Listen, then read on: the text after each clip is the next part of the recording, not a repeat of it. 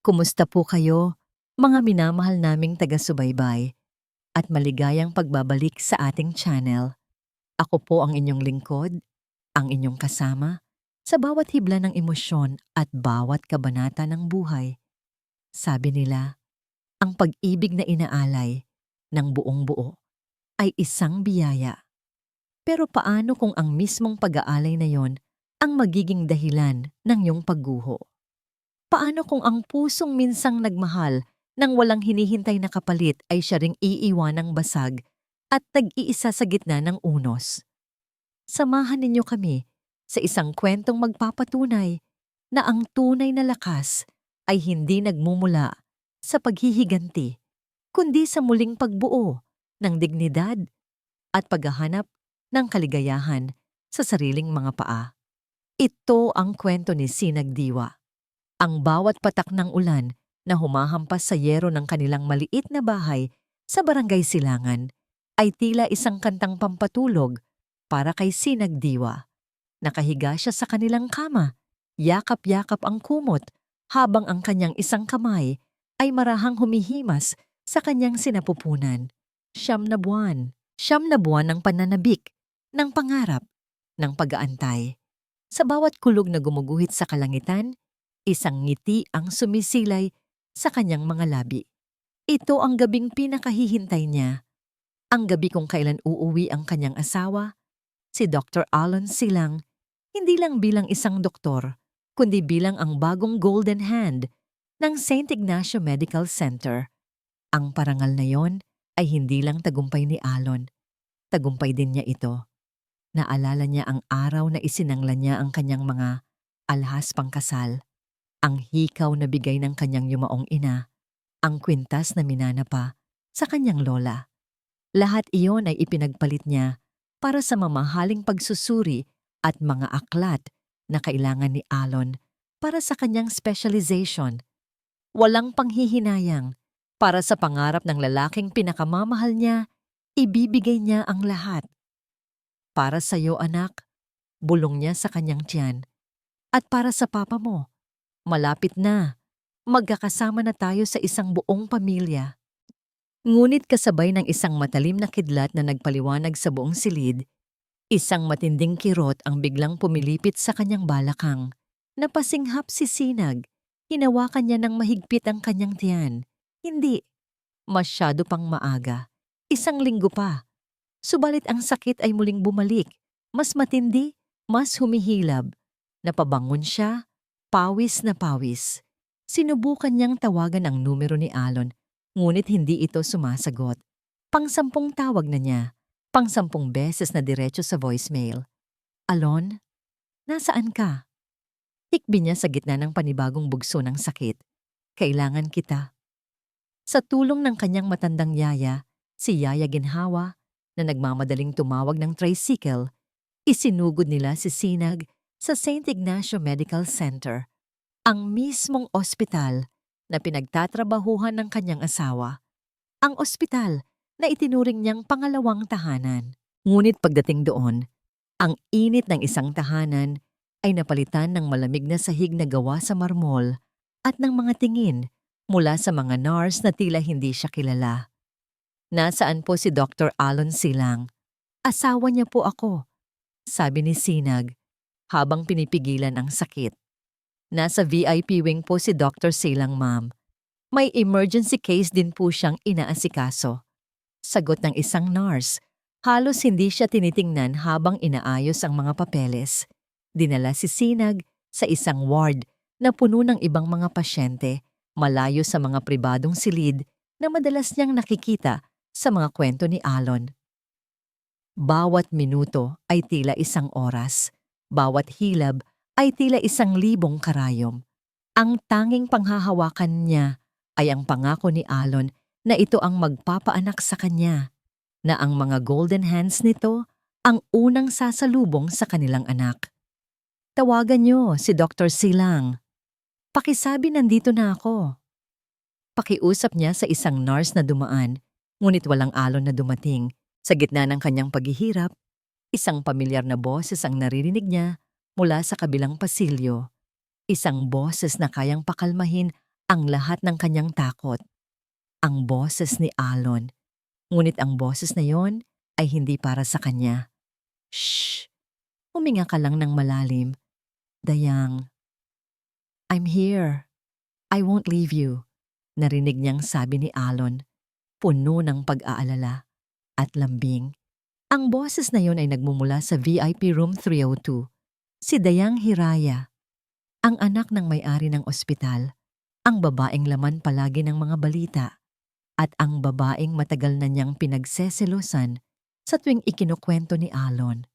Gumuho ang mundo ni Sinag. Ang sakit sa kanyang sinapupunan ay walang-wala kumpara sa sakit na dumurog sa kanyang puso. Nandoon lang sa kabilang kwarto ang kanyang asawa, nangangako sa ibang babae, habang siya, ang tunay niyang asawa, ay nag-iisa sa kanyang laban. Isang matinding hilab ang muling dumating, at kasabay nito, naramdaman niya ang pag-agos ng dugo sa kanyang mga binti. Sumigaw ang mga nurse. Nagkagulo sila. Mabilis siyang isinakay sa isang stretcher at tinakbo papunta sa operating room. Ang huling nakita niya bago siya tuluyang mawalan ng malay ay ang anino ni Alon sa pinto ng VIP Room 302, nakatalikod sa kanya habang marahang hinahaplos ang buhok ni Dayang Hiraya. Pagmulat niya ng mata, ang una niyang naramdaman ay ang katahimikan, isang nakabibinging katahimikan. Nasa isang pribadong silid na siya, puti ang lahat. At patag. Patag na ang kanyang tiyan. Isang doktor na hindi niya kilala ang pumasok sa silid, may lungkot sa mga mata. Mrs. Silang, panimula nito, we did everything we could. Nailigtas ka namin. Hindi na kailangang tapusin ng doktor ang kanyang sasabihin. Alam na ni Sinag.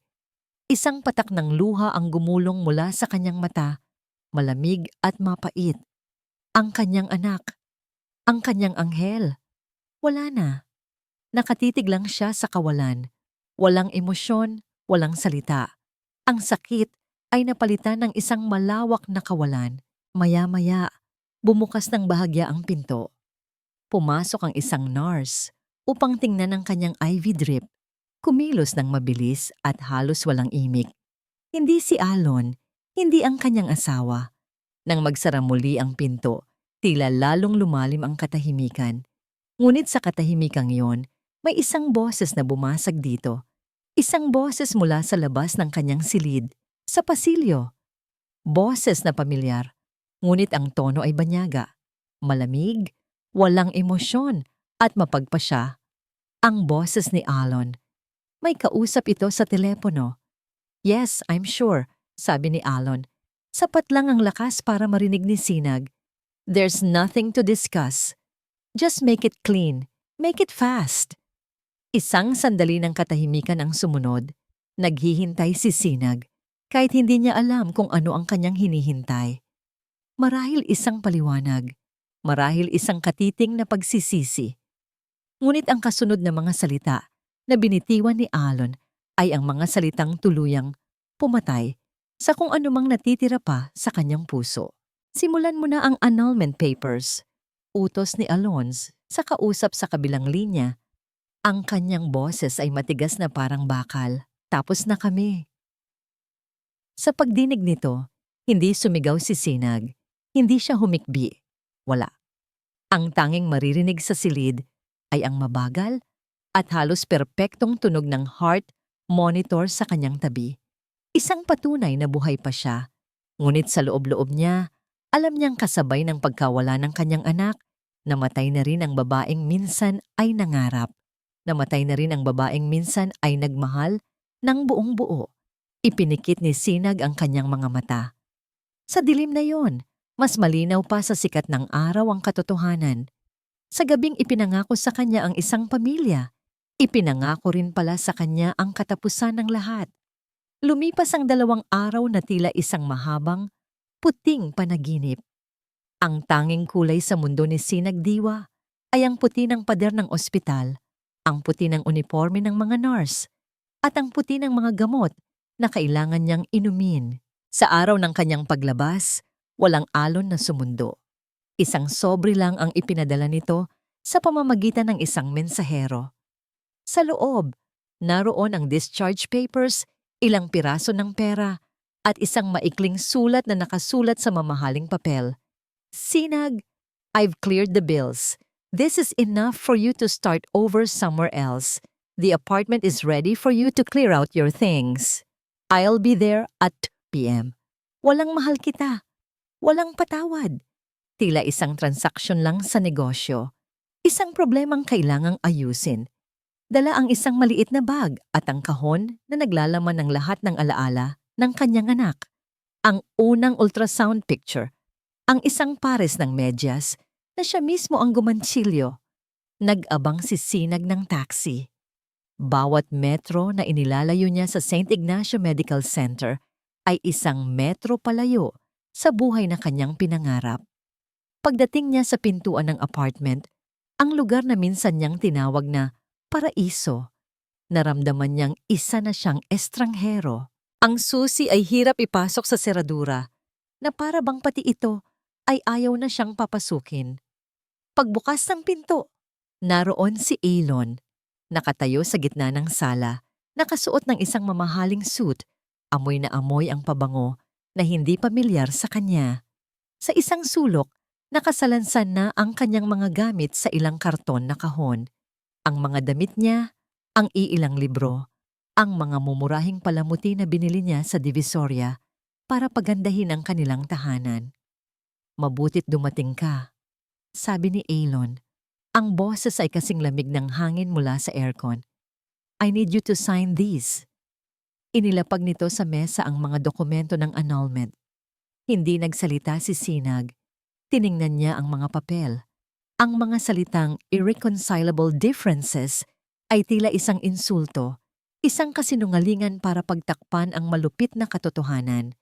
Lumapit siya sa isang kahon at dinukot ang isang maliit na picture frame. Ang litrato nila, noong kasal sila, masaya, puno ng pag-asa. Ito, kasama ba ito sa mga mumurahing bagay na kailangan ko nang alisin? Tanong niya. Ang boses ay basag. Tiningnan ito ni Alon at sa isang kisap mata, nakita ni Sinag ang pagkasuklam sa mga mata nito. Kinuha nito ang picture frame mula sa kanyang kamay, inalis ang kanilang litrato, pinunit ito sa gitna, at itinapon sa basurahan. We need to move on, Sinag, sabi ni Alon na para bang napakadali lang noon. This life, this past, it's holding me back. Hindi na ako ang Alon na galing sa hirap. At ikaw, you remind me of that. Bawat salita ay isang punyal. Ang lahat ng sakripisyo niya, ang lahat ng pagmamahal niya, ay isa lang palang paalala ng isang kahapong gusto nitong kalimutan. Walang imik, kinuha ni Sinag ang ballpen. Nanginig ang kanyang kamay habang nilalagdaan ang bawat pahina ng dokumento. Sa bawat pirma, nararamdaman niya ang unti-unting pagputol ng bawat hibla na nag-uugnay sa kanya sa lalaking nasa harap niya. Nang matapos siya, hindi niya tiningnan si Alon. Kinuha niya ang kanyang mga kahon at naglakad palabas ng pinto. Paglabas niya ng gusali, bumuhos ang malakas na ulan na para bang nakikidalamhati sa kanya ang langit. Doon, sa ilalim ng ulan, habang yakap-yakap ang kanyang mga gamit, natanaw niya ang isang pamilyar na itim na luxury car na huminto sa tapat. Mula roon ay bumaba si Alon, may dalang payong at pinagbuksan ng pinto sa passenger side. Lumabas mula sa kotse si Dayang Hiraya, nakangiti. Perpekto ang ayos na para bang sa kanya ang mundo. Inakbayan siya ni Alon at magkasama silang pumasok sa gusali. Hindi man lang siya nilingon. Doon, basang-basa sa ulan, naubos na ang lahat ng luha ni Sinag. Sumakay siya ng jeepney pabalik sa barangay Silangan. Siksikan, maingay, mainit. Ang parehong lugar na pinagsikapan niyang takasan ay ang parehong lugar na ngayon ay kanyang kanlungan. Yakap niya ang kahon na naglalaman ng mga gamit ng kanyang anak, ang tanging yaman na natira sa kanya. Pagbaba niya sa kanilang eskinita, ang putik ay kumapit sa kanyang sapatos, ang amoy ng estero, at ng mga nag-iihaw sa kalsada ay sumalubong sa kanya. Sa dulo ng eskinita, sa harap ng isang maliit at kupas na bahay, nakatayo si Yaya Ginhawa. Matanda na, kulubot na ang mga kamay, ngunit ang mga mata ay puno pa rin ng pagmamahal. Nang makita siya nito, tumakbo ito papalapit sa kanya. Walang tanong, walang panghuhusga. Isang mahigpit na yakap lang ang ibinigay nito sa kanya. At doon, sa balikat ng matandang nag-alaga sa kanya, sa wakas ay humagulol si Sinagdiwa. Wala na, Yaya. Wala na lahat. Shh! Tahan na, anak, sagot ni Yaya Ginhawa habang hinahaplos ang kanyang likod. Nandito lang si Yaya, anak. Nandito lang ako. Nang gabing iyon, sa kanyang lumang silid na amoy lumang kahoy at nakaraang pangarap, tumayo si Sinag sa harap ng isang maalikabok na salamin. Ang babaeng nakatingin pabalik sa kanya ay may maputlang mukha, mga matang walang buhay, at isang mahabang buhok na minsan ay paboritong haplusin ni Alon. Ang buhok na yon ay simbolo ng kanyang dating pagkatao. Walang pag-aalinlangan, kinuha niya ang gunting mula sa lumang lata ng pananahi ni Yaya Ginhawa. Itinaas niya ito. Gunting. Ang tunog ng talim na pumuputol sa bawat hibla ng kanyang buhok ay ang tanging maririnig sa silid. Bawat lagas ay isang alaala. Bawat lagas ay isang pangako. Bawat lagas ay isang piraso ng kanyang kahapon. Tumulo ang kanyang mga luha. Ngunit sa pagkakataong ito, hindi na ito luha ng pighati. Ito ay luha ng galit, ng paglaya, ng isang pangako sa sarili. Nang matapos siya, tumingin siyang muli sa salamin. Isang estranghero ang nakatingin pabalik. Isang babaeng may maikling buhok, may matang nag-aapoy sa determinasyon, at isang pusong dinurog ngunit handa nang bumangon mula sa sarili nitong abo. 10 taon. Sa loob ng 10 taon, maraming maaaring magbago. Ang isang maliit na sugat ay maaaring maghilom ng walang peklat. Ang isang punla ay maaaring maging isang matayog na puno, at ang isang Dr. Alon Silang ay maaaring maging isang hari. Nakatayo si Dr. Alon Silang sa gitna ng Grand Ballroom ng isang 5-star hotel sa Makati. Hawak ang isang kopita ng champagne na papalibutan ng mga senador, mga bilyonaryo at mga pinakamakapangyarihang tao sa bansa. Bawat isa ay bumabati sa kanya, nakikipagkamay, pumupuri sa kanyang tagumpay. Siya na ngayon ang Vice Director ng St. Ignacio Medical Center, ang pinakabatang doktor na umupo sa ganoong kataas na posisyon. Ang kanyang mga golden hands ay nagligtas na ng libu-libong buhay, mga buhay ng mayayaman at makapangyarihan. Ang kanyang pangalan ay naging sinonimo ng kahusayan at tagumpay. Sa kanyang tabi, nakakapit sa kanyang braso ang kanyang asawa, si Dayang Hiraya Silang, isang perpektong palamuti. Maganda, elegante, at nagmula sa tamang pamilya.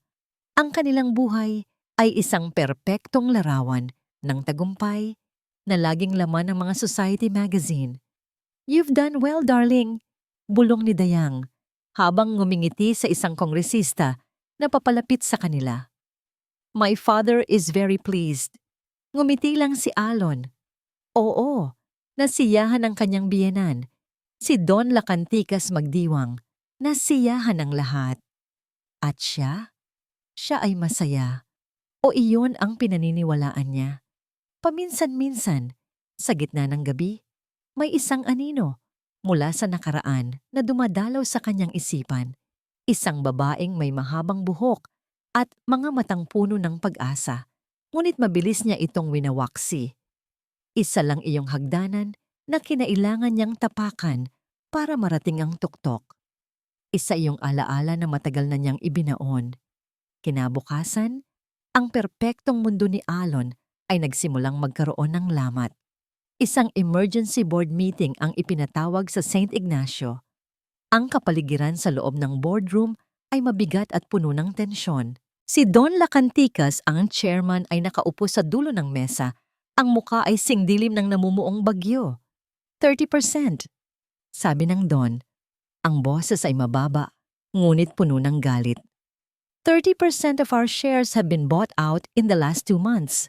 Tahimik, mabilis, at walang nakakaalam kung sino. Nagkagulo ang mga board members. Paanong nangyari iyon?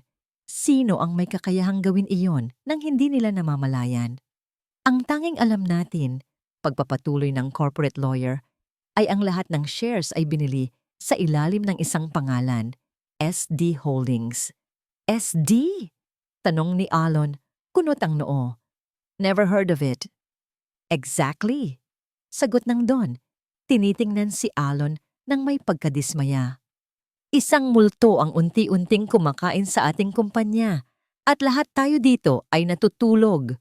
Habang nagpapatuloy ang mainit na diskusyon, bumukas ang malaking pinto ng boardroom. Tumahimik ang lahat, napatingin sa pinto. Isang babae ang pumasok. Nakasuot siya ng isang itim na power suit na tila isinukat para lang sa kanya. Maikli ang kanyang buhok, moderno ang gupit. Ang kanyang bawat hakbang sa loob ng silid ay may bigat, may kapangyarihan. Sa kanyang likuran ay may 2 abogado, parehong may dalang mga itim na briefcase. Hindi siya tumingin kahit kanino. Naglakad siya ng diretso papunta sa isang bakanting upuan. Sa tabi ni Don Lacan Ticas, inilapag ang kanyang tablet sa mesa at saka lang itinaas ang kanyang tingin. Ang kanyang mga mata, malamig, kalmado, at walang anumang emosyon, ay tumingin sa bawat miyembro ng board bago tuluyang huminto at tumitig. Nang diretso kay Dr. Alon Silang, sa sandaling iyon, nahulog ang ballpen na hawak ni Alon. Nanlamig ang kanyang buong katawan. Ang hangin ay tila ninakaw mula sa kanyang mga baga. Ang anino na matagal na niyang ibinaon ay hindi na isang anino. Narito ito sa kanyang harapan, buhay na buhay. Sa sinag! Ang pangalang halos hindi makalabas sa kanyang lalamunan. Ngumiti ang babae. Isang ngiting hindi umabot sa kanyang mga mata. "Good morning, gentlemen," sabi niya. Ang kanyang boses ay malinaw at matatag, umaalingaw-ngaw sa katahimikan ng silid. "My apologies for being late. I am Sinagdiwa, the majority shareholder of SD Holdings." Isang kolektibong paghinga ng pagkagulat ang narinig sa buong silid. Si Don Lacan Ticas ay napanganga, ngunit si Alon ay hindi na gumagalaw. Nakatitig lang siya sa babaeng minsan niyang itinapon na parang basura na ngayon ay nasa harapan niya, tila isang reyna na handa nang kunin ang kanyang kaharian.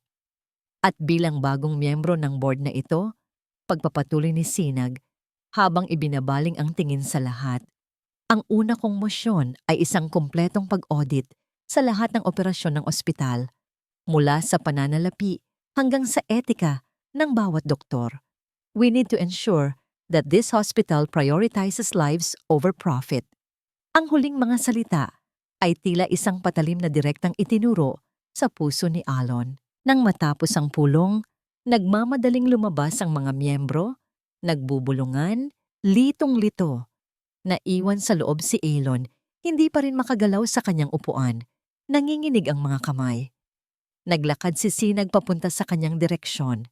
Bawat pag-click ng kanyang takong sa sahig na gawa sa marmol ay tila isang martilyo na pumupukpok sa kabaong ng kanyang perpektong buhay. Huminto siya sa tapat niya. Hindi na siya ang Sinag na umiiyak sa ilalim ng ulan. Ang babaeng nasa harap niya ay isang estranghero. Isang makapangyarihang estranghero. Tumingin siya pababa kay Alon. Ang mga mata ay walang bahid ng anumang dating pagmamahal o sakit. Tanging isang malamig na profesionalismo. "Dr. Silang," sabi niya, ang bawat salita ay malinaw at may diin. "I look forward to working with you." Tumalikod na sana siya, ngunit muli siyang humarap at idinagdag sa isang boses na halos isang bulong ngunit sapat na para marinig niya. "Siguraduhin mong malinis ang mga kamay mo." At pagkatapos ay naglakad na siya palabas, iniwan si Alon sa malamig at tahimik na boardroom, nag-iisa kasama ang mga multo ng kanyang nakaraan na bigla na lang ay muling nabuhay. Ang opisina ni Sinagdiwa ay nasa pinakatuktok na palapag ng gusaling katapat ng St. Ignacio Medical Center. Mula sa kanyang bintanang salamin, tanaw na tanaw niya ang ospital. Isang dambuhalang monumento ng kanyang nakaraan, isang paalala ng sakit na naging pundasyon ng kanyang lakas. Hindi niya inalis ang kanyang tingin doon. Sa halip, ginawa niya itong inspirasyon. Araw-araw, tinitingnan niya ito at ipinapaalala sa sarili kung bakit siya naroon. Hindi para maghiganti sa isang taong sumira sa kanya, kundi para itama ang isang sistemang pinahintulutan ang pagsira sa kanya. Ang una niyang ginawa bilang board member ay ang pag-hire ng isang independent auditing firm. Isang desisyon na nagdulot ng alon ng kaba at pag-alala sa buong pamunuan ng St. Ignacio. Biglang naging abala ang lahat sa pag-aayos ng mga papeles, sa paglilinis ng mga record. Ang mga dating kampante ay nagsimulang maging balisa. At ang pinakabalisa sa lahat ay si Dr. Alon Silang. Sinubukan niyang iwasan si Sinag sa mga sumunod na araw, ngunit sa isang maliit na mundo ng mga makapangyarihan, ang pag-iwas ay imposible. Isang hapon, habang nag-aantay ng elevator, bumukas ang pinto at naroon sa loob si Sinag, mag-isa. Walang nagawa si Alon kundi pumasok. Sumara ang pinto at ang dalawa ay nabalot sa isang nakabibimbinging katahimikan. Tanging ang mahinang tunog ng musika mula sa speaker ng elevator ang maririnig. Sinag! Basag ni Alon sa katahimikan. Ang boses ay mababa. Can we talk? Hindi sa opisina. Kahit sa labas lang.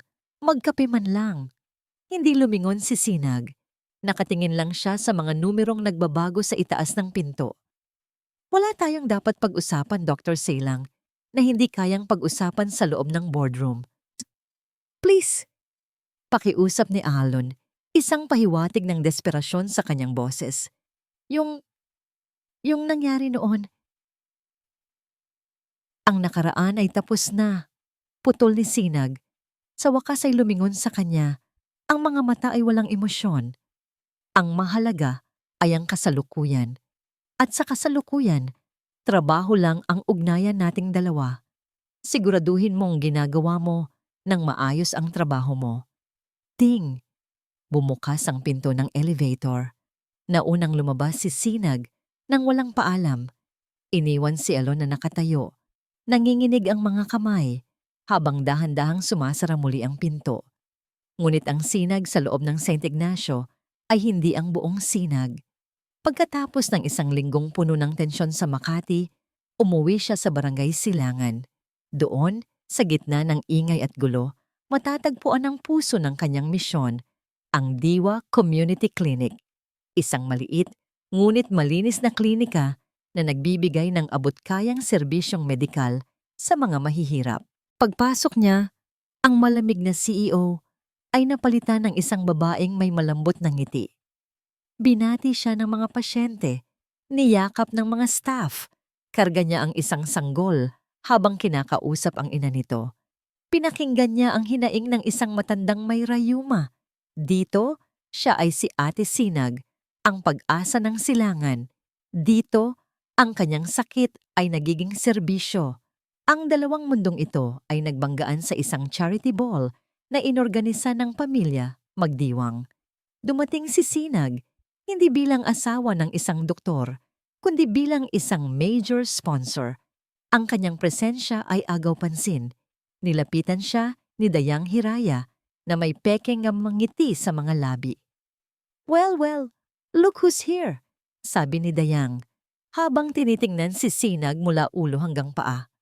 I must say, Sinag, money looks good on you. Nakakabili na pala ng class ngayon. Hindi natinag si Sinag. Kumuha siya ng isang baso ng tubig mula sa isang waiter na dumaan at humarap kay Dayang. Class is something you are born with, Dayang. Sagot niya ng may malamig na ngiti. Money just amplifies it. Kung ano ka noon, mas kitang-kita lang ngayon. Namula ang mukha ni Dayang sa galit at kahihiyan. Aalis na sana si Sinag nang bigla siyang pigilan ng isang tawag, ang kanyang personal na abogado. Lumayo siya ng kaunti para sagutin ito. Ma'am Sinag, sabi ng abogado sa kabilang linya. Ang boses ay seryoso. The auditing team found something. Isang anomalya sa mga lumang medical records mula 10 taon na ang nakalipas. Tumibok ng mabilis ang puso ni Sinag. Anong record? Ang record mula sa gabi. Ng panganganak mo. Napahigpit ang hawak ni Sinag sa kanyang telepono. Ang ingay ng party sa paligid niya ay biglang nawala. May kopya sila ng original physician's order, pagpapatuloy ng abogado. At may kopya rin sila ng final report na isinumite sa records department. Hindi sila magkatugma. May binago, may dinagdag. Ay huminga ng malalim si Sinag, pinipilit pakalmahin ang sarili. Ano ang ibig sabihin niyan? Isang sandaling katahimikan ang namagitan bago sumagot ang abogado. Ang bawat salita ay tila isang malakas na dagok sa dibdib ni Sinag. Ma'am, may isang dokumento mula sa gabing iyon. Mukhang pineke.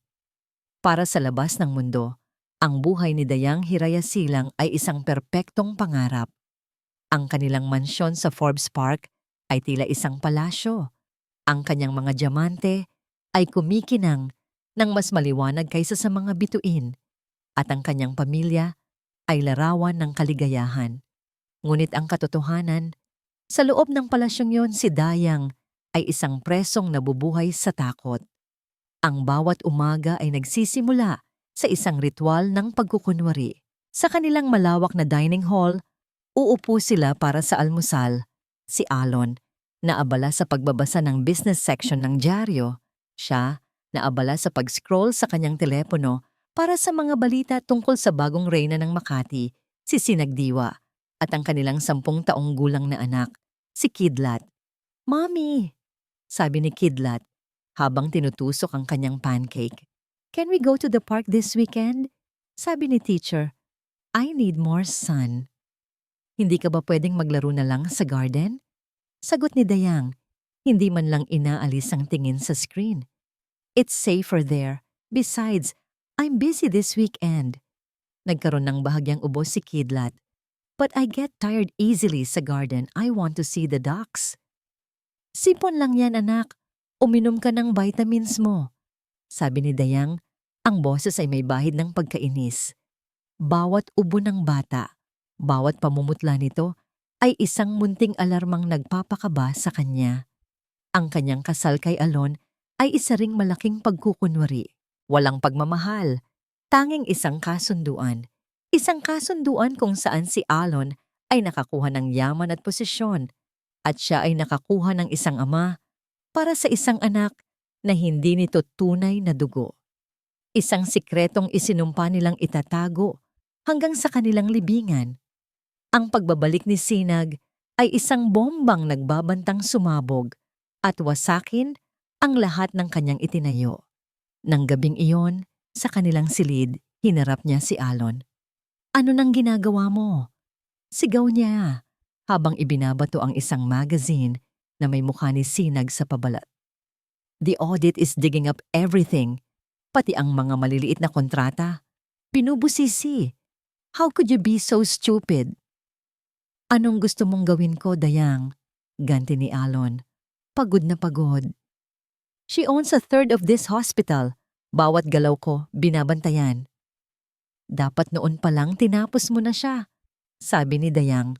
Ang mga mata ay nag-aapoy. Binigyan mo sana ng perang hindi niya kayang ubusin. Pinalayas mo sa ibang bansa. Pero hindi. Hinayaan mo siyang bumalik na parang isang reyna. Inutil ka. Ang mga salitang yon ay tumama kay Alon, ngunit wala na itong lakas na makipagtalo. Alam niyang sa mata ni Dayang, isa lang siyang tau-tauhan. Isang magaling na doktor, oo, pero isang kasangkapan pa rin. Ang pinakamatindi niyang takot ay ang kanyang ama, si Don Lacanticas Magdiwang. Kinaumagahan, tumawag ito sa kanya. Dayang, sabi ng Don, ang boses ay malamig at walang emosyon. I heard about your husband's ex-wife. Isang iskandalo lang, Dayang. Isang maliit na dumi sa pangalan ng pamilya natin. At lahat ng tinatamasa mo, mawawala. Tandaan mo kung sino ang naglagay sa inyo dyan. Tandaan mo kung sino ang pwedeng bumawi ng lahat. Pagkatapos ng tawag na yon, nanginginig si Dayang. Kailangan niyang gumawa ng paraan. Kung hindi kayang ayusin ni Alon ang problema, siya ang kikilos. Kinahapunan, palihim siyang nakipagkita sa isang pribadong investigador sa isang madilim na sulok ng isang mamahaling cafe. I want you to find everything about Sinagdiwa, utos niya habang iniaabot ang isang makapal na sobre. Her past, her present, her businesses, her secrets. Hanapan mo ng butas, kahit gaano kaliit. At kung wala kang makita, gawan mo. Sa mga sumunod na araw, lalo siyang naging aburido. Ang kanyang atensyon ay nasa pag-aabang ng tawag mula sa investigador. Halos hindi na niya napapansin ang kanyang anak, si Kidlat, na lalong nagiging maputla at madalas hingalin kahit sa simpleng pag-akyat lang ng hagdan. Isang hapon, habang pinapanood niya si Kidlat na naglalaro ng video games sa sala, muli itong inubo. Sa pagkakataong ito, mas malakas at tila nahihirapang huminga. Kidlat, ano ba yan? Uminom ka na ng gamot mo, hindi ba? Saway niya, ang pasensya ay ubos na. Ang sakit ng bata ay isa lang dagdag na problema na wala siyang panahon para harapin.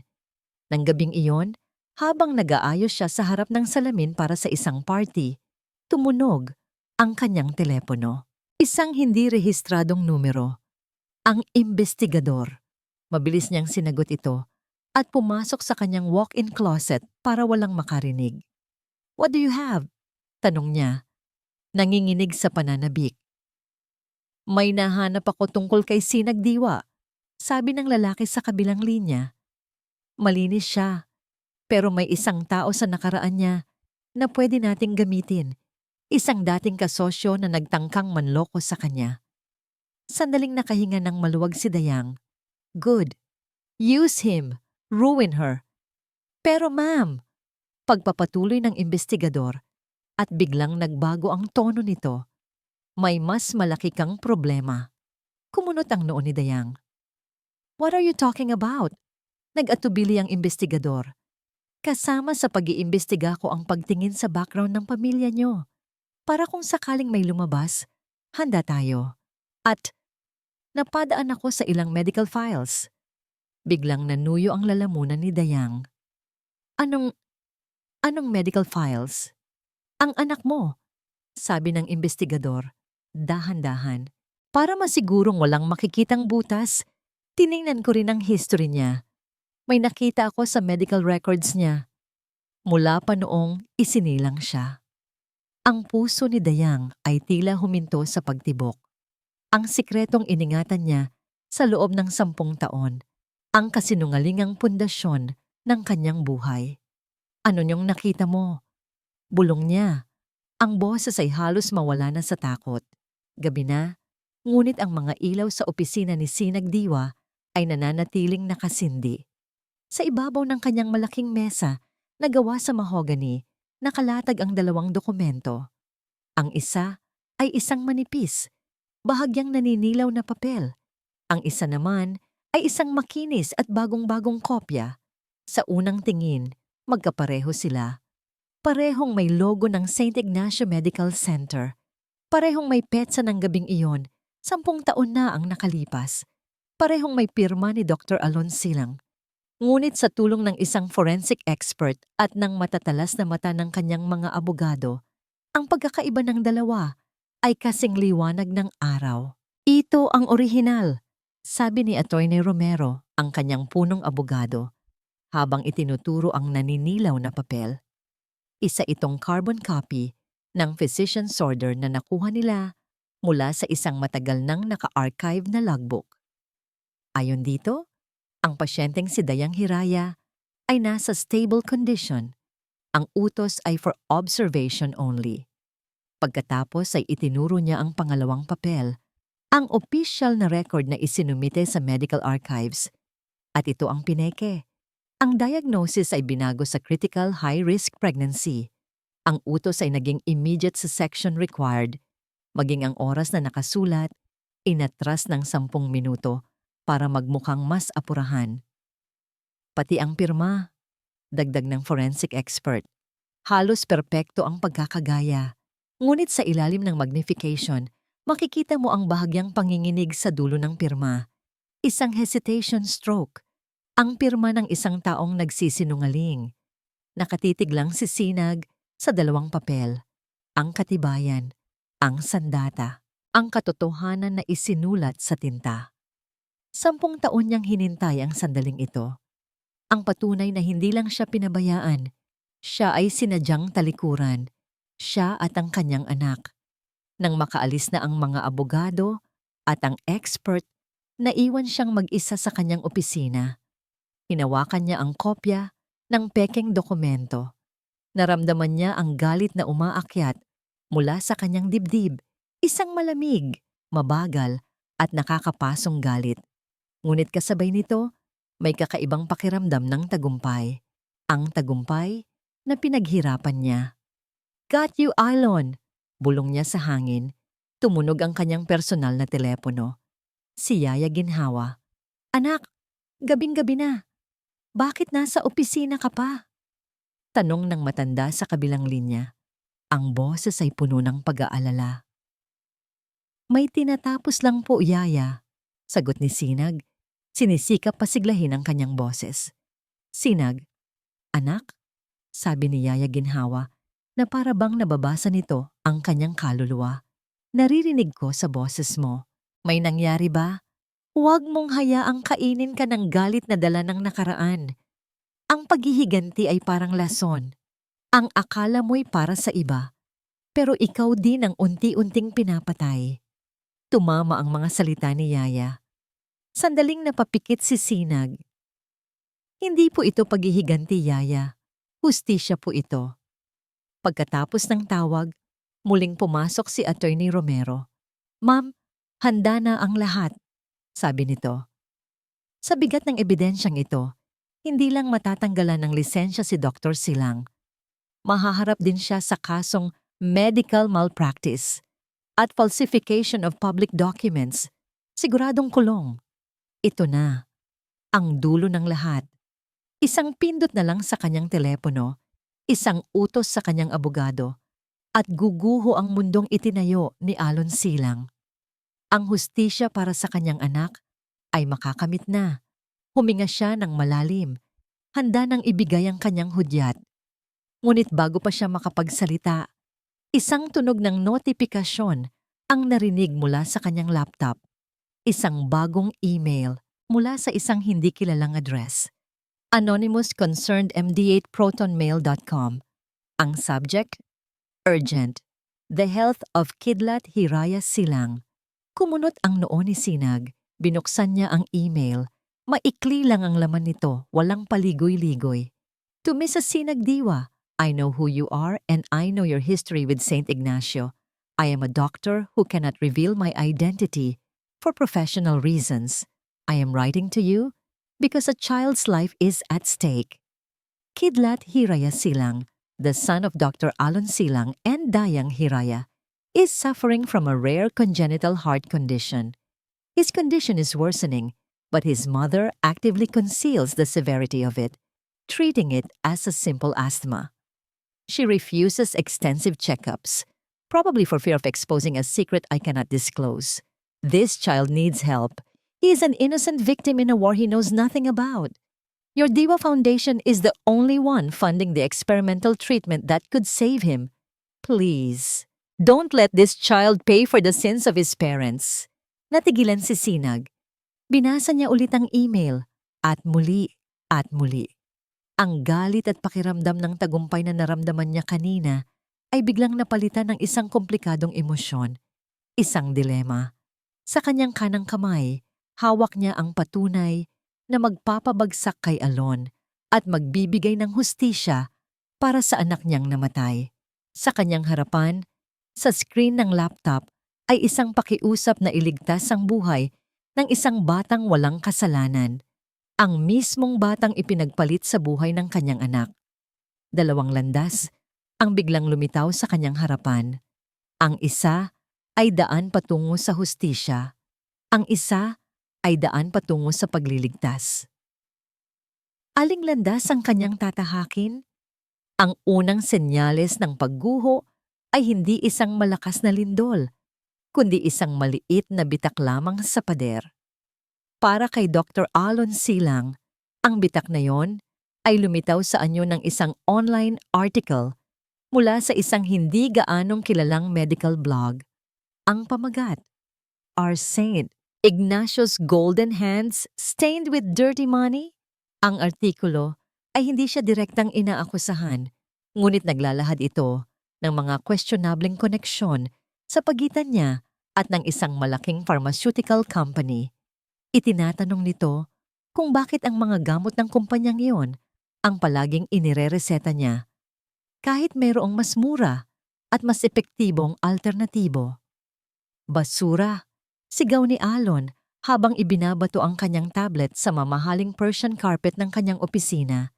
Sino ang nagsulat nito? Bayaran. Ngunit ang maliit na bitak ay lumaki. Kinabukasan ang kwento ay sinakyan ng isang mas malaking pahayagan.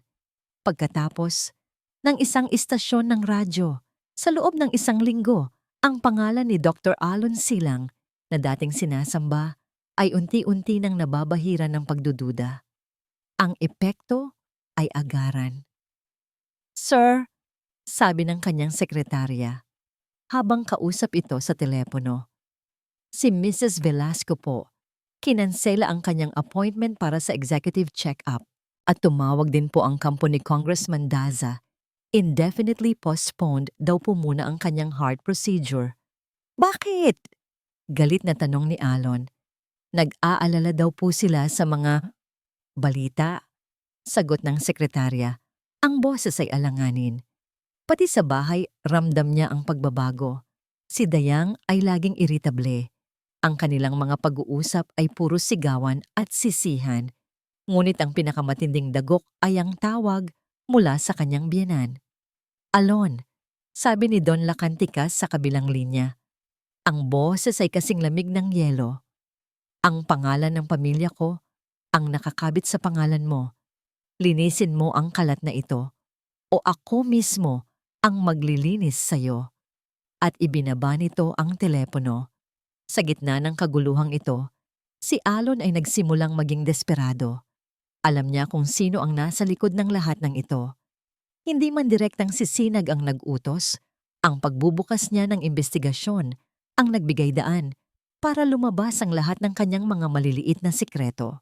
Isang gabi, habang nag-iisa sa kanyang study at umiinom ng whiskey, bumalik sa kanyang isipan ang gabing iyon. 10 taon na ang nakalipas. Naalala niya ang kanyang sarili, nakatayo sa nurse's station, hawak ang 2 medical chart. Sa isang banda, si Sinag, ang kanyang asawa. Sa kabilang banda, si Dayang, ang kanyang kinabukasan. Naalala niya ang panginginig ng kanyang kamay habang hawak ang ballpen, bago tuluyang peke ng utos ng doktor. "Ito na ang pagkakataon ko," bulong niya sa sarili noon. "Para sa atin to." Ngayon, ang pagkakataong yon ay bumabalik para singilin siya. Sa kanyang desperasyon, gumawa siya ng isang padalos-dalos na desisyon. Pinuntahan niya ang bahay ng isang retiradong head nurse. Si Nurse Loida, isa sa iilang tao na nasa duty ng gabing iyon at nakakita sa lahat. "Nurse Loida," sabi ni Alon. Pagkatapos nitong pagbuksan siya ng pinto, nag-abot siya ng isang makapal na sobre. "Kailangan lang nating maging sigurado na ang nakaraan ay mananatili sa nakaraan. Maliit na tulong lang para sa iyong pagre-retiro." Tiningnan ni Nurse Loida ang sobre. Pagkatapos ay tumingin ng diretso sa mga mata ni Alon. Ngumiti ito. Isang matabang na ngiti. "Dr. Silang," sabi ng matanda. Ang boses ay matatag. 10 taon akong nanahimik dahil sa takot na mawalan ng trabaho. Ngayon, retirado na ako. Wala na kayong kapangyarihan sa akin. Ang konsensya ko na lang ang pinapakinggan ko ngayon." At sinasabi nitong huli na ang lahat para sa suhol mo. Isinara nito ang pinto sa kanyang mukha. Bumalik si Alon sa kanyang kotse, talunan at galit na galit. Ang kanyang kapangyarihan, ang kanyang impluwensya ay unti-unti nang nawawala. Para siyang nalulunod at walang makapitan. Pagdating niya sa kanyang mansyon, isang delivery man ang nag-aantay sa kanya sa gate. May dala itong isang malaking brown envelope na may selyo ng isang kilalang law firm. Para po kay Dr. Alon Silang, sabi ng lalaki. Pumasok si Alon sa kanyang study, ang puso ay kumakabog. Dahan-dahan niyang pinunit ang sobre. Inaasahan na niya ang pinakamasama, ang mga dokumento tungkol sa kaso ni Sinag. Ngunit hindi iyon ang nakita niya. Ang nasa loob ay isang sabpuena, isang opisyal na tratsalang paghaharap sa korte.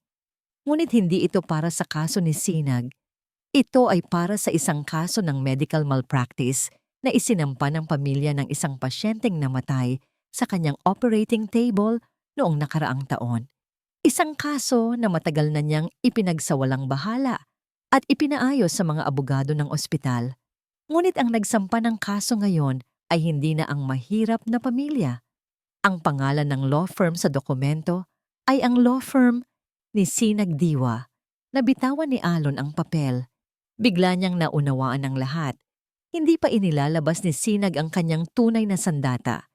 Hindi pa niya ibinubunyag ang krimen mula 10 taon na ang nakalipas. Ito ay isang sampol, isang patikim, isang babala. Sinasabi nitong, alam ko ang lahat ng baho mo, Alon, at sisimulan kong ilabas ang mga ito, isa-isa, hanggang sa wala nang matira sa'yo. Napasandal si Alon sa kanyang upuan, habang ang malamig na pawis ay tumutulo mula sa kanyang noo. Ito ay mas masahol pa sa isang mabilis na pag-atake. Ito ay isang mabagal na torture. At si Sinag ang may hawak ng bawat kadena. Ang mga araw sa mansyon ng mga silang ay naging mas malamig pa kaysa sa mga gabi ng Disyembre. Ang dating pagtatalo ni na Alon at Dayang ay napalitan ng isang mabigat na katahimikan. Bawat isa ay abala sa sarili nilang digmaan.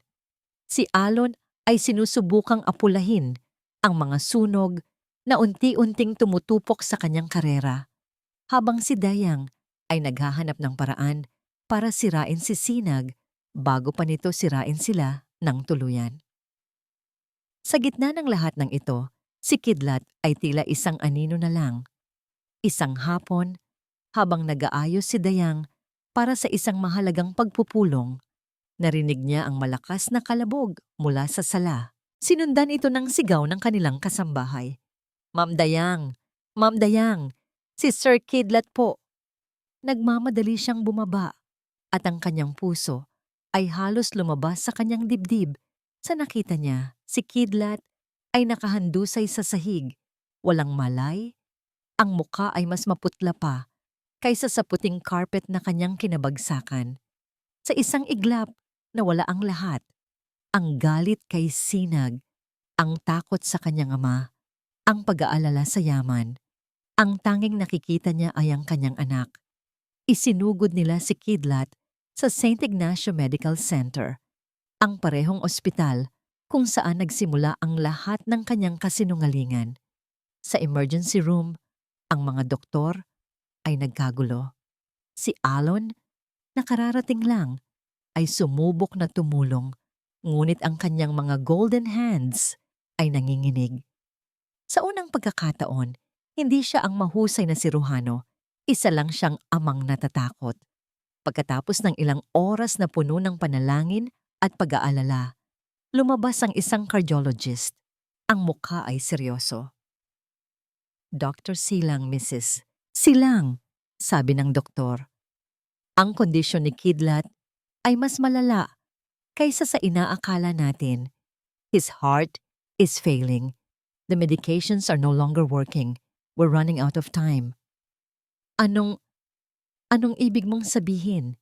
Tanong ni Dayang. Ang boses ay nanginginig. He needs a major intervention. A transplant is ideal, but the waiting list is too long. Paliwanag ng doktor. Frankly, at this point, we're looking at a miracle.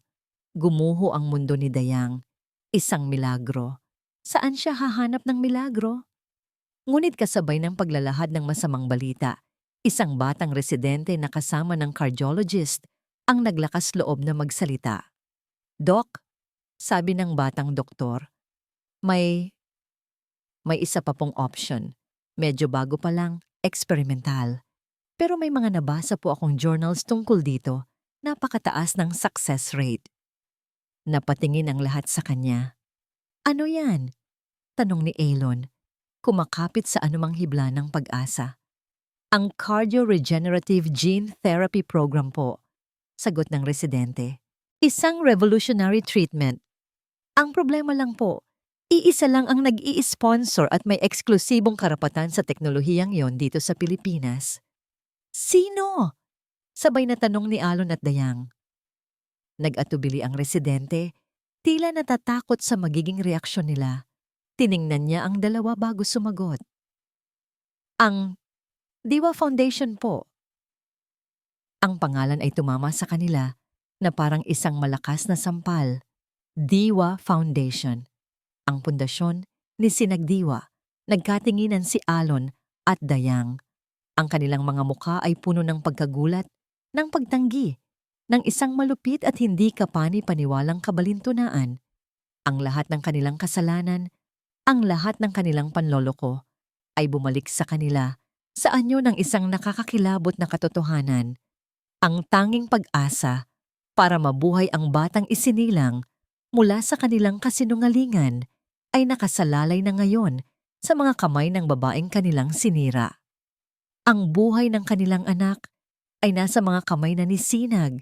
Naupo si Dayang sa isang upuan sa pasilyo. Ang kanyang mga tuhod ay nanghihina. Wala na ang tapang, wala na ang pagmamataas. Tanging ang desperasyon ng isang ina ang natira. Kinuha niya ang kanyang telepono. Nanginginig ang kanyang mga daliri habang hinahanap ang numero ng opisina ni Sinagdiwa. Isang numero na isinumpa niyang hindi niya tatawagan. Nang may sumagot sa kabilang linya, isang kalmadong boses ng isang sekretarya, huminga ng malalim si Dayang. Tinipon niya ang lahat ng natitirang lakas, nilunok ang lahat ng kanyang pride, at nagsalita sa isang boses na basag at halos hindi na niya makilala bilang sa kanya. "Pakisabi kay Miss Diwa." Simula niya habang isang patak ng luha ang gumulong sa kanyang pisngi. "Si Dayang Hiraya ito, kailangan kong magmakaawa." Ang opisina ni Sinagdiwa ay isang santuwaryo ng katahimikan sa gitna ng magulong lungsod ng Makati. Minimalista ang disenyo, pinaghalong puti, kulay abo, at natural na kahoy.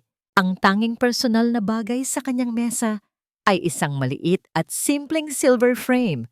Sa loob nito, hindi isang litrato, kundi ang unang ultrasound image ng isang sanggol na hindi kailanman nakakita ng liwanag.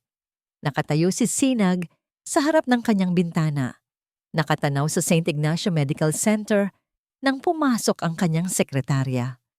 "Ma'am, nandito na po si Mrs. Dayang Hiraya Silang." Huminga ng malalim si Sinag. "Papasukin mo siya."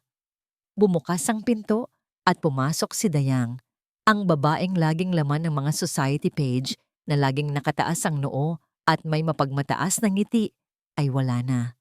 Ang babaeng nasa harap ni Sinag ngayon ay may namumugtong mga mata, magulong buhok, at mga balikat na tila binagsakan ng langit at lupa. Wala na ang mamahaling damit. Isang simpleng blusa at pantalon lang ang suot nito. Hindi nagsalita si Sinag. Hinintay niya itong maunang magsalita. Naglakad si Dayang papunta sa gitna ng opisina. Ang bawat hakbang ay tila napakabigat. Huminto siya ilang talampakan mula sa mesa ni Sinag. "Sinag," simula ni Dayang. Ang boses ay garalgal. Alam kong wala akong karapatang humingi ng kahit ano sa'yo pagkatapos ng lahat ng ginawa ko." Hindi pa rin umimik si Sinag. Ang kanyang mukha ay kalmado, ngunit ang kanyang mga kamay sa likod ay magkuyom. Hindi na napigilan ni Dayang ang kanyang mga luha. Ang lakas na kanyang pinilit na tipunin ay biglang gumuho. Sa isang iglap, ang makapangyarihang si Dayang Hiraya ay lumuhod sa sahig na gawa sa marmol. sa harap ng babaeng minsan niyang inagawa ng lahat. "Nagmamakaawa ako sa'yo, Sinag," sabi niya habang humahagulgol. "Iligtas mo ang anak ko. Parang awa mo na. Gagawin ko ang lahat. Lahat-lahat." Sa sandaling iyon, ang galit na inipon ni Sinag sa loob ng 10 taon ay tila naglaho, napalitan ng isang emosyong hindi niya inaasahan. Awa. Awa para sa isang inang handang lunukin ang lahat para sa kanyang anak. "Tumayo ka, Dayang!" sabi ni Sinag. Ang boses ay mahinahon ngunit may bigat. Dahan-dahang tumayo si Dayang. Ang muka ay basang-basa ng luha. "Bakit ko gagawin yun?" tanong ni Sinag. "Bakit ko ililigtas ang anak ng lalaking pumatay sa sarili niyang anak?" Ang tanong ay tumama kay Dayang. Alam niyang ito na ang sandali ng katotohanan. Dahil hindi si Alon ang ama ni Kidlat, pag-amin ni Dayang, ang bawat salita ay tila isang lason na iniluluwa niya. Natigilan si Sinag. Ito ang isang sikretong hindi niya alam. Nang gabing iyon, pagpapatuloy ni Dayang, "Kailangan ko si Alon sa tabi ko, hindi dahil sa emergency, kundi para pagtakpan ang katotohanan. Ang anak ko, bunga siya ng isang pagkakamali. Isang pagkakamaling ikasisira ng pangalan ng pamilya ko. Ginamit ko si Alon. Ginamit ko ang kasakiman niya para pilitin siyang piliin ako. Ginamit ko ang pera at kapangyarihan para bilhin ang kanyang pananahimik. Ako ang may kasalanan ng lahat." Iisang mahabang katahimikan ang namayani sa silid. Si Sinag ay napatingin sa ultrasound picture sa kanyang mesa. Ang kanyang munting sitala. Ang bituing hindi kailanman nagningning. Pagkatapos, tumingin siyang muli kay Dayang na nakatayo sa harap niya, basag at talunan. Naglakad si Sinag papunta sa kanyang mesa at umupo. Inayos niya ang ilang papel bago muling magsalita. "Ang Diwa Foundation ay may isang patakaran," sabi ni Sinag. Ang kanyang boses ay naging formal at businesslike. "Ang mga pasyente sa ilalim ng aming experimental programs ay dapat sumailalim sa isang masusing background check. Kasama na dyan ang anumang legal na issue na kinasasangkutan ng kanilang pamilya." Hindi naintindihan ni Dayang kung saan patungo ang usapan.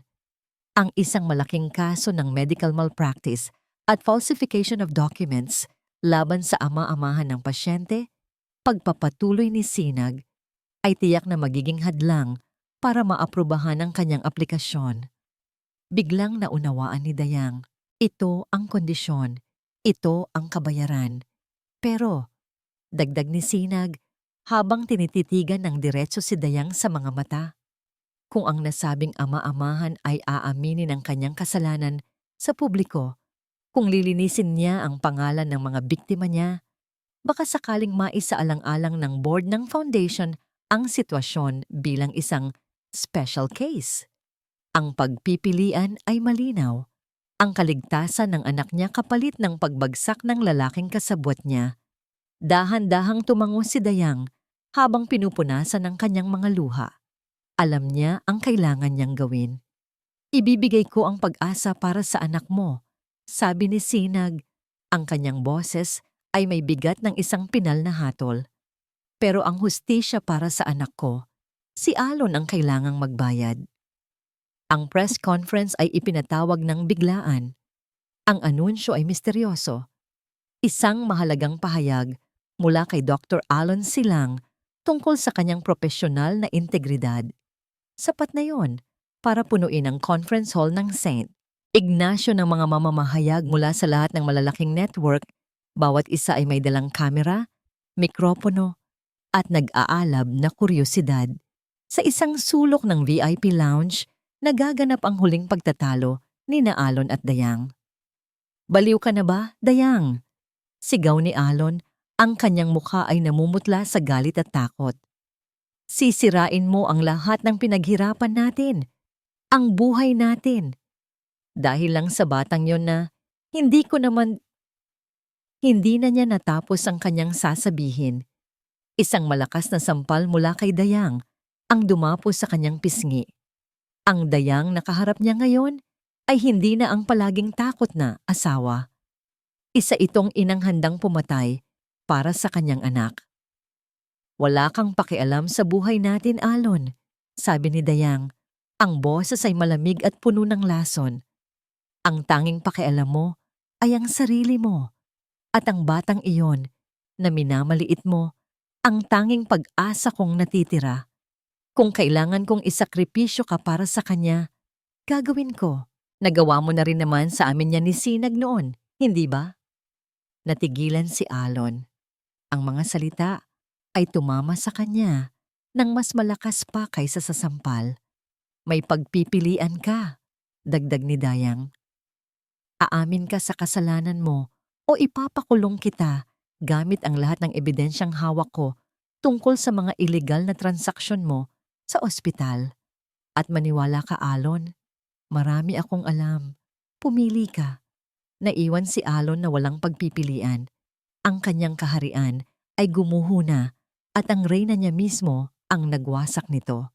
Ilang minuto ang lumipas, lumabas si Alon at humarap sa entablado. Ang dating kumpiyansa at yabang ay napalitan ng isang pagod na anyo. Ang flash ng mga kamera ay tila mga kidlat na sumusugat sa kanyang mga mata. Huminga siya ng malalim at lumapit sa mikropono. "Magandang hapon sa inyong lahat." Simula niya, ang boses ay nanginginig. "Ipinatawag ko kayo rito para ituwid ang isang kasinungalingan. Isang kasinungalingang itinago ko sa loob ng 10 taon. Tumahimik ang buong silid, lahat ng kamera ay nakatutok sa kanya. 10 taon na ang nakalipas. Pagpapatuloy niya habang nakatingin sa kawalan. May 2 babaeng nanganganib ang buhay sa ospital na ito. Ang isa ay ang aking asawa noon, si Sinag Diwa Cruz.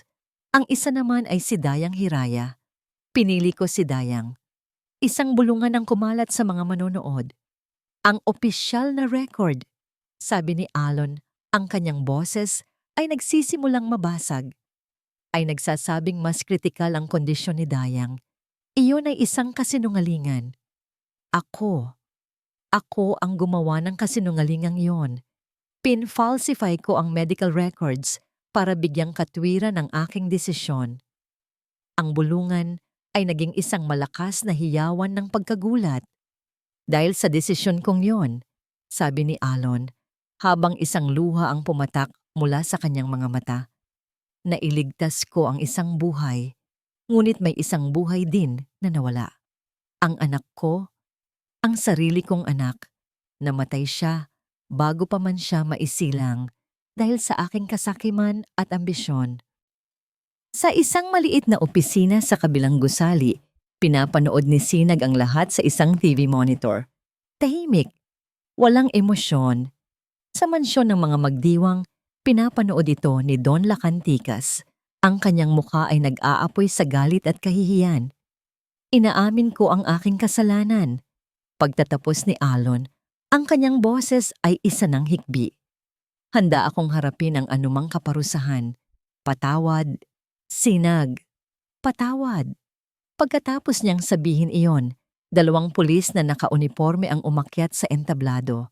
Sa harap ng daan-daang kamera, sa harap ng buong bansa, dahan-dahan nilang ipinosas ang mga golden hands ni Dr. Alon Silang. Habang isinasakay siya palabas ng gusali, sa gitna ng kaguluhan, napatingin si Alon sa isang madilim na sulok malapit sa exit. At naroon siya. Nakatayo si Sinag, tahimik na nanonood. Ang kanilang mga mata ay nagtagpo sa huling pagkakataon. Walang galit sa mga mata ni Sinag, walang paghihiganti, walang tagumpay. Tanging isang malungkot na kapayapaan. Ang kapayapaan ng isang kabanatang sa wakas ay nagsara na. At pagkatapos, tumalikod si Sinag at naglakad palayo, papalabas sa dilim at papasok sa liwanag. Iniwan ang mga anino ng kanyang nakaraan sa lugar kung saan sila nararapat. Ang balita tungkol sa pag-amin At pag-aresto kay Dr. Alon Silang ay kumalat na parang apoy sa buong bansa. Naging laman ito ng bawat pahayagan, bawat programa sa telebisyon, at bawat usapan sa social media. Ang kanyang pagbagsak ay kasing bilis at kasing ingay ng kanyang pagsikat. Sa huli, hinatulan siya ng maraming taon sa bilangguan at ang kanyang lisensya bilang doktor ay binawi habang buhay. Ngunit habang ang mundo ay abala sa paghusga sa nakaraan, si Sinagdiwa ay nakatuon sa pagbuo ng hinaharap. 2 linggo pagkatapos ng press conference sa isang high-tech na operating room na pinunduhan ng Diwa Foundation, isinagawa ang isang maselang pamamaraan kay Kidlat. Ang experimental gene therapy ay matagumpay. Ang puso ng bata na minsan ay mahina at pagod na ay nagsimulang maghilom at tumibok ng may bagong lakas. Nawala na ang lahat kay Dayang. Ang kanyang ama, si Don Lacanticas, ay itinakwil siya para iligtas ang pangalan ng pamilya. Ang kanyang mga ari-arian ay kinumpiska para bayaran ang mga kasong isinampalaban kay Alon. Ang kanyang mga kaibigan sa alta sosyedad ay bigla na lang siyang hindi kilala. Ngunit sa pagkawala ng lahat ng iyon, isang bagay ang kanyang natagpuan. Ang kanyang sarili bilang isang ina. Sa isang simpleng pampublikong silid sa ospital, kung saan inilipat si Kidlat pagkatapos ng operasyon, matiyagang binabalatan ni Dayang ng mansanas ang kanyang anak. Wala na ang mga diamante at designer clothes. Isang simpleng t-shirt at pantalon lang ang suot niya. Ngunit sa kanyang mga mata, may isang bagong kislap. Isang kislap ng tunay na pagmamahal at hindi ng pagkukunwari. "Mami," sabi ni Kidlat habang ngumunguya ng mansanas. Hindi na ako hinihingal. Gumiti si Dayang, isang tunay na ngiti.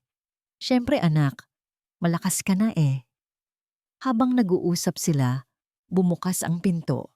Pumasok si Sinag. Nagkaroon ng isang sandali ng awkward na katahimikan. Tumayo si Dayang, hindi alam ang sasabihin. "Napadalaw lang ako," sabi ni Sinag. Ang boses ay mahinahon. Para kumustahin ang pasyente. Lumapit si Sinag sa kama ni Kidlat. Ngumiti siya sa bata. "Hi, ako si Tita Sinag." "Hello po," sagot ni Kidlat na may ngiti rin. "Kayo po ba yung may-ari ng foundation? Sabi po ni Mommy, kayo daw po ang anghel ko." Napatingin si Sinag kay Dayang. "Ang mami mo, ang tunay na anghel mo. Siya ang lumaban para sa'yo." May inilabas si Sinag mula sa kanyang paper bag, isang maliit na kahon. Inabot niya ito kay Kidlat. "Para sa'yo," sabi niya. Binuksan ito ng bata. Sa loob, may isang maliit na music box. Nang buksan niya ito, isang malamyos na himig ng Twinkle Twinkle Little Star ang tumugtog. Sa gitna nito, may isang maliit na silver na bituin na umiikot. "Ang ganda po," sabi ni Kidlat. Ang mga mata ay nagniningning. Para yan hindi mo makalimutan na laging may isang bituin na nagbabantay sa iyo mula sa langit. Sabi ni Sinag, ang kanyang boses ay may bahagyang panginginig. Ang pangalan niya ay Tala. Natahimik si Dayang. Alam niya ang ibig sabihin noon. Ito ay higit pa sa isang regalo. Ito ay isang simbolo ng pagpapatawad.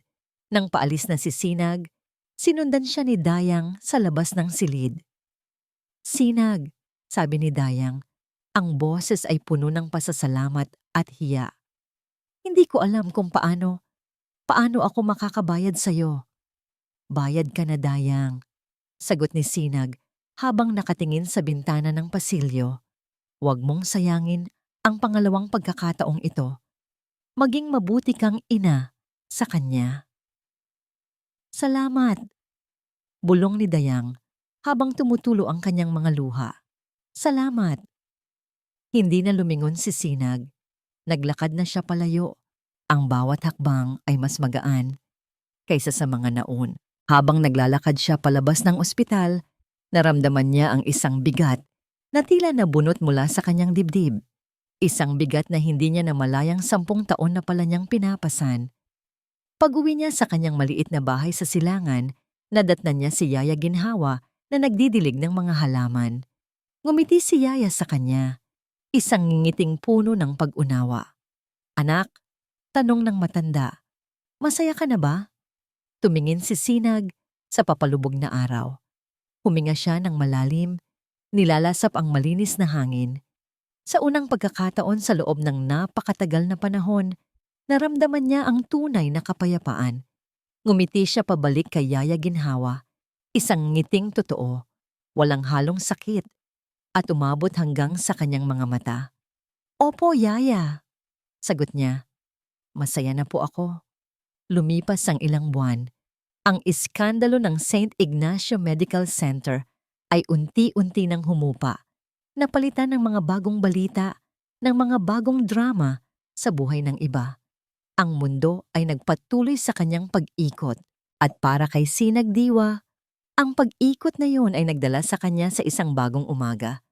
Isang Sabado ng umaga. Sa halip na magtungo sa kanyang opisina sa Makati, naglakad-lakad si Sinag sa pamilyar na mga eskinita ng Barangay Silangan. Ngunit ngayon, ang dating putik ay napalitan na ng sementadong daan. Ang dating amoy ng estero ay nahaluan na ng amoy ng mga bulaklak mula sa mga munting hardin na proyekto ng kanyang komunidad.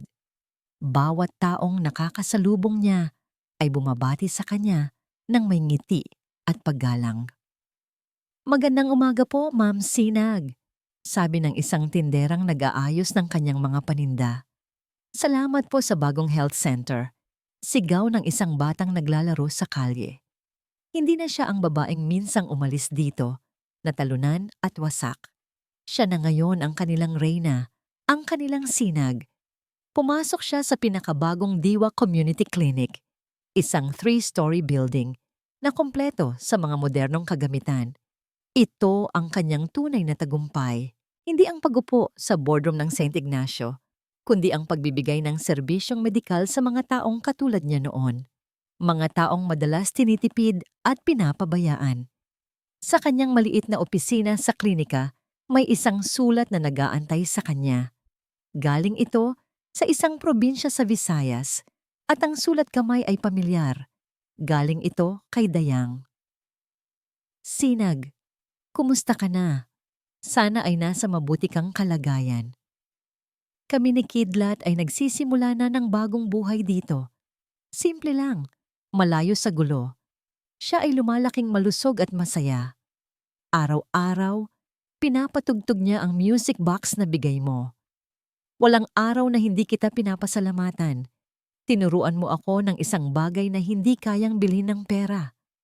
Ang maging isang tunay na ina. Tinuruan mo ako kung ano ang tunay na kahulugan ng pangalawang pagkakataon. Salamat at patawad sa lahat. Nagmamahal." Dayang ngumiti si Sinag habang tinitiklop ang sulat. Wala nang bigat, wala nang galit. Tanging pag-unawa na lang. Bumalik siya sa kanyang opisina sa Makati ng hapong iyon. Ngunit hindi para magtrabaho. Mayroon lang siyang kailangang tapusin. Mula sa isang drawer, kinuha niya ang isang makapal na folder. Nasa loob nito ang lahat ng ebidensya laban kay Alon. Ang mga kopya ng pinekeng dokumento, ang mga testimonya, ang lahat ng sandatang ginamit niya para sa kanyang laban. Isa-isa, ipinasok niya ang mga papel sa isang paper shredder. Ang tunog ng makinang unti-unting ginugutay ang papel ay tila musika sa kanyang pandinig. Ito ang huling ritual, ang pagputol sa huling hibla na nag-uugnay sa kanyang masakit na nakaraan. Tapos na siya. Malaya na siya. Nang matapos, tumayo siya sa kanyang paboritong lugar, sa harap ng malaking bintanang salamin. Tanaw niya ang paglubog ng araw sa likod ng mga nagtataasang gusali. Ang kalangitan ay nag-aalab sa kulay kahel, rosas at lila. Isang magandang pamamaalam sa isang araw na nagdaan. Hindi na niya tiningnan ang St. Ignacio Medical Center. Sa halip, ang kanyang tingin ay nasa malayong abot tanaw, kung saan sisikat ang isang bagong araw kinabukasan. Huminga siya ng malalim, pinupuno ang kanyang baga ng hangin ng kalayaan. Ang babaeng nakatayo roon ay hindi na ang asawang nagmahal ng bulag. Hindi na rin siya ang CEO na naghahangad ng hustisya. Siya na ngayon ay si Sinag Diwa, isang pangalang buo, isang taong kompleto, isang babaeng natagpuan ang kanyang tunay na halaga, hindi sa pagmamahal ng iba o sa kapangyarihan, kundi sa lakas na nagmula sa kanyang sariling kalooban. Isang banayad ng ngiti ang sumilay sa kanyang mga labi, isang kasangiting para sa sarili niya lang. At dito po nagtatapos ang kwento ni Sinag Diwa. Isang paglalakbay na nagturo sa atin na ang tunay na lakas ay hindi nagmumula sa paghihiganti, kundi sa kakayahang bumangon mula sa pagkakadapa, buuin muli ang sarili, at hanapin ang sariling liwanag sa gitna ng kadiliman. Taos-puso po akong nagpapasalamat sa inyong walang sawang pagsubaybay sa bawat kabanata ng kanyang buhay. Naway may aral kayong napulot at inspirasyong baon-baon sa inyong mga puso. Nais ko pong marinig ang inyong saloobin. Ano ang pinakapaborito ninyong eksena? Anong aral ang pinakatumatak sa inyo? I-comment nyo lang po sa ibaba at ating pag-usapan. Kung nagustuhan nyo ang kwentong ito, isang pindot lang po sa like button, ay share sa inyong mga kaibigan at kapamilya. At syempre, mag-subscribe na po kayo para hindi mahuli sa mga susunod pa nating mga kwento. Muli, ako po ang inyong lingkod, nag-iiwan ng isang paalala. Ang bawat puso ay may sariling kwento, at ang bawat kwento ay may aral na naghihintay. Pagpalain po kayo ng Panginoon, kayo at ang inyong buong pamilya. Hanggang sa muli.